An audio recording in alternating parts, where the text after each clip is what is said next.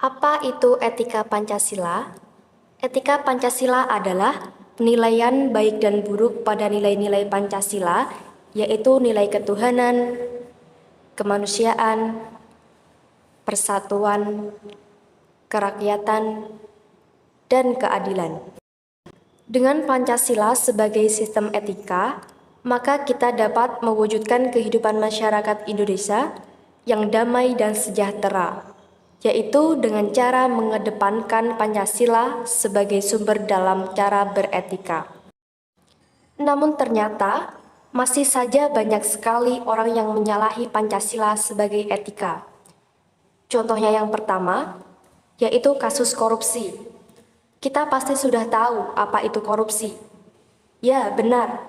Korupsi adalah tindakan di mana menggunakan suatu jabatan atau kekuasaan untuk melakukan tindakan yang tidak benar.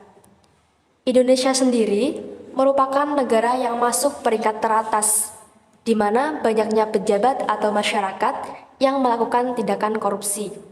Hal ini tentu saja tidak patut untuk dibanggakan. Pernahkah kita berpikir, uang yang telah digelapkan bisa menyekolahkan ribuan, bahkan ratusan anak bangsa dari SD hingga sarjana? Jika ini terus terjadi, maka ekonomi kita akan mengalami kemunduran dan kemerosotan. Contoh yang kedua yaitu kekerasan di sekolah, bullying. Tahukah kamu, hampir di setiap sekolah yang ada di Indonesia, pasti terdapat kasus kekerasan di sekolah. Dari tingkat universitas, menurun ke SMA atau SMP, bahkan tingkat SD. Sebagai contoh, bila ada anak yang gendut atau berbadan besar, biasanya orang di sekitarnya akan mengata-ngatainya dengan perkataan yang tidak enak. Ada pula yang iseng dan menjadikan temannya sebagai bahan candaan. Zaman pun berubah, kekerasan bisa dilakukan melalui media sosial.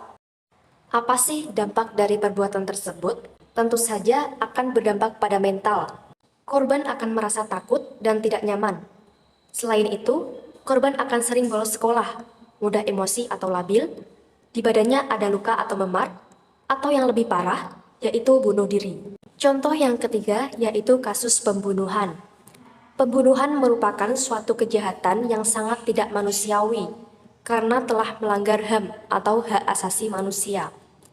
Dan sebagai manusia, seharusnya kita saling menghargai, menghormati, dan saling bertoleransi sebagai makhluk ciptaan Tuhan.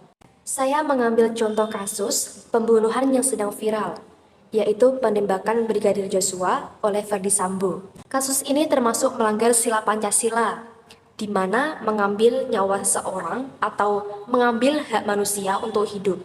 Selain itu, penembakan ini dilakukan dengan sengaja atau terencana. Lalu, apa yang bisa kita lakukan untuk mencegah tindakan-tindakan tersebut?